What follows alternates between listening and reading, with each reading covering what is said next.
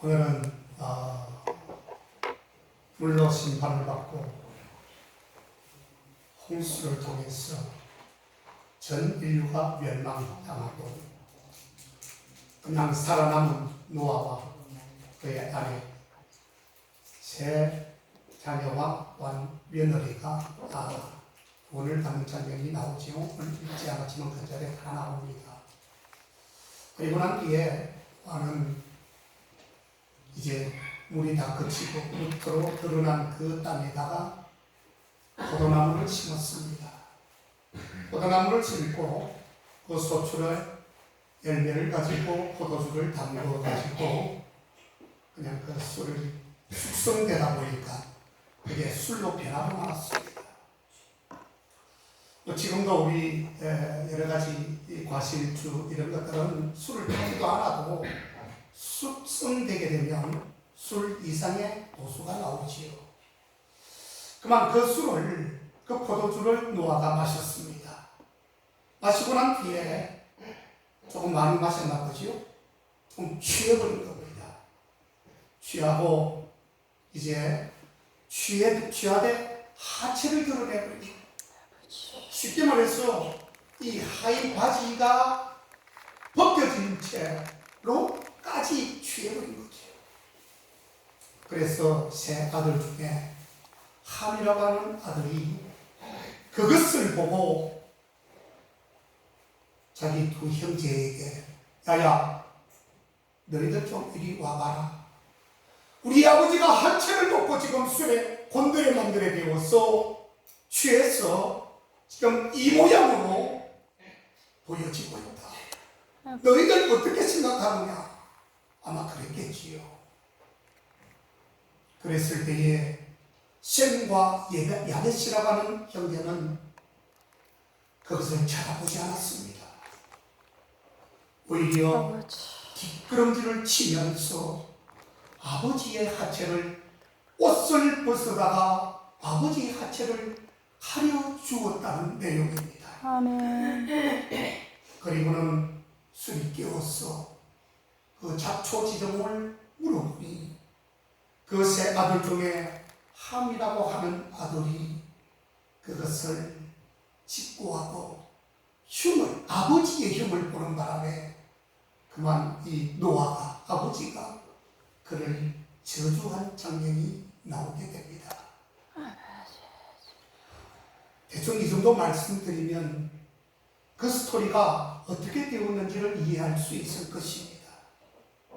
여러분들 각자의 마음속에 성경의 지식을 담아서 각자가 좋은 방향으로 해석하시고 과연 이런 일이 오늘날에도 있을 수 있겠구나 라고 하는 각성 끝에 우리가 말씀 위에 제대로 쓰는 그런 아름다운 우리 국회의 성도님들 다 되시기를 주의 이름으로 축원합니다. 아멘.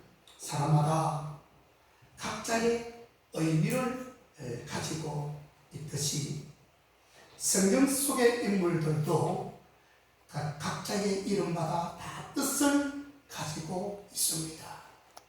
노아의 이름은 위로자다라고 하는 뜻이 그 속에 있습니다. 또한 노아의 아들인 이 셈이라고 하는 아들은 바로 명성이 있다고 하는 의미로 바로 예수 그리스도의 병성에 대한 예언을 지금 하고 있는 것이고, 그리고 함이라고 하는 아버지의 그 실수를 덮어주지 못하고 그냥 다 까발려 버리는 이 함은 덕다라고 하는 육신적인 이름을 가지므로 육신과 율법의 대표자로서 존재됨을 지금 의미하고 있다는 것을 우리가 알아야 합니다. 그리고 야벳은 장막을 넓히다라고 하는 의미를 갖고 있는데 그들에 의해 복음이 확장되어질 것을 예언하고 있기도 하다는 내도가 그 속에 들어 있습니다. 아멘. 이처럼 노아의 가정은 그 이름만으로서 복음의 역사를 쉽게 볼 수 있도록 지금 열어주고 있다는 사실입니다. 노아의 직업은 농부였지요. 그가 땅을 파고 사는 자였다고 하는 그 사실은 결국 육신의 사람이었다는 사실을 의미하고 있는 것입니다. 아버지. 그는 분명히 의인이었다고 말하고 있지만 그가 술에 취해 있었을 때에는 불거스러움으로 죄가 지금 드러나게 되었던 것이었습니다. 하체를 드러낸다는 것은 하나님 앞에 기뻐하는 일이 아니기 때문입니다. 또한 범죄하는 일이기 때문입니다. 그래서 출애굽기 28장 42절에 가보면 하나님은 성전에서 제사하는 제사장들에게도 하체를 가리우는 반바지를 입도록 거기에 적혀져 있습니다. 아버지. 하체는 죄의 모습, 바로 육신의 모습의 상징인 가닥이기 때문에 그 하체를 드러내어서는 안 될 것을 말씀하고 있는 것이에요. 예수님은 예복을 입지 않은 청함을 받은 자에게 관하여 말씀을 하시면서 약한 자나 선한 자를 불구하고 잔치에는 참여할 수 있겠지만 그러나 예복을 입지 않는 자는 참여할 수 없다는 것을 분명히 말씀하고 있습니다. 아멘. 그래서 청함을 받은 자는 많되 택함을 받은 자는 적으리라 그렇게 말하는 것입니다. 그래서 예복을 입지 않는 자는 결단코 천국에 들어가지 못한다고 말씀합니다. 아버지. 그렇습니다. 성도들의 마지막 때를 기록한 이 요한계시록 안에서도 자기 옷을 지키고 벌거벗고 다니지 아니하여 자기 수치를 보이지 아니하는 자는 복이 있도다라고 계시록 16장 15절에서 기록하고 있습니다. 죄의 상태, 즉 죄를 지은 상태에 회개하지 아니하고 반복적으로 죄를 짓는 그것을 의미하는 것이지요. 아버지. 한 번 예수 믿고 교회 생활하면 됐지 뭐 그럴까나 생각할지 모르지만 절대로 우리는 제가 지난주에도 말씀을 드렸습니다. 착각하면 안 됩니다. 아버지. 내가 교회 나와서 예수 믿는다고 말하는 것 물론 믿지 않는 사람들보다는 좀 훌륭하다라고 할 수 있을는지는 모르지만 그것이 결단코 구원과는 연관이 100% 있다고는 볼 수 없는 것입니다. 자신할 수도 없습니다. 아멘. 다시 말하면 불신자가 믿지 않아서 지옥 가는 거나 예수님을 믿는다고 하면서 교회 생활하는 거나 별반 차이가 없다는 것을 말씀하고 있습니다. 아버지. 심각한 문제입니다. 예수 믿는 것이 그리 쉽지 않습니다. 아멘. 어렵습니다. 그러니까 긴장하면서 예수 믿어야 합니다. 아멘. 즉 벌거벗은 상태로는 하나님 나라에 이룰 수 없음을 분명하게 말씀하고 있는 것입니다. 오늘날의 교회가 세상에 취해서 바로 자신의 벌거벗었음을 깨닫지 못하는 이 라오디게아 교회와도 같다는 사실을 우리가 알아야 되는 것입니다. 그래서 지금은 자다가 깰 때다. 자다가 깰 때다. 지금은 정신을 차리고 깨어 있어야 할 때인 것입니다. 우리는 이 죄의 문제를 어떻게 해야 해결할 수 있는 것입니다. 아버지. 노아의 세 형제 중에 오늘 아까 제가 함이라고 하는 그 형제의 언급을 드렸는데 이 함이라고 하는 형제는 여러분 함은 전형적으로 율법을 대신하고 있다는 것을 알 수 있습니다. 율법은 딱딱한 것이죠. 이에는 이, 눈에는 눈. 누가 나에게 피해를 주면 똑같이 갚아주는 것이 율법입니다. 그는 술에 취해서 하체를 벗은 채로 누워있는 아버지를 보자 형제들에게 달려가서 그 사실을 고자질을 하는 모습을 보여주었습니다. 왜 이것이 중요하고도 무섭냐 하면은 여러분 죄를 찾아서 존재하는 일이 바로 율법이 정하는 일이기 때문입니다.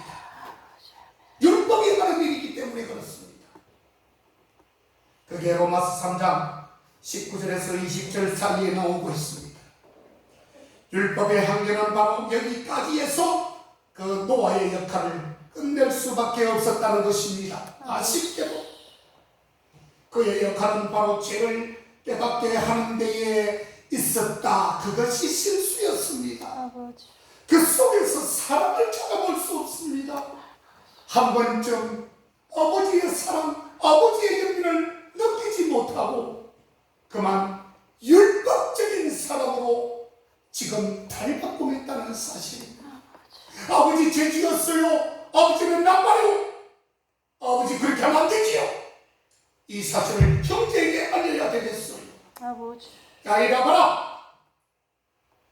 이것을 좀 봐라. 아버지 하체를 좀 봐라. 이게 무슨 아버지의 이런 모습이 우리 집안에 이런 일이 일어났다. 이렇게 해서는 안 되었다는 것입니다. 죄의 모습을 드러낸 후에 그는 어디론가 사라져버리고 말았습니다. 자기가 생각해도 좀 잘못됐나? 뭐가 잘못됐지? 아버지의 수치를 말하는 것이 뭐 크게 잘못되었나? 잘못됐지요. 사랑으로 하지 않는 모든 일은 잘못된 것입니다. 그때 그 시간에만 있었던 것이 아니라 지금 이 시간, 이 역사 시간 순간 속에서도 사랑으로 하지 않는 모든 것은 죄라고 말하고 있습니다. 성경은. 아버지. 그래서 많은 사람들은 이 율법의 노예가 되어 살아오고 있는 것입니다. 아버지. 그래서 그들은 믿음으로 해결하는 것이 아닌 바로 종교에 의지하여 죄의 문제를 해결해 보려고 무더기도 노력하고 있는 것입니다. 이게 바로 믿는 자와 율법, 아니 아까 종교성을 가진 자와의 차이가 극명하게 드러나고 있는 것입니다. 그러나 모든 종교는 여러분 계속해서 그들의 죄의 문제를 파고 드러내고 해결책을 제시해 주지 않음으로 말미암아 더욱더 심각한 갈등을 하도록 만들고 있다는 사실입니다. 율법은 더 이상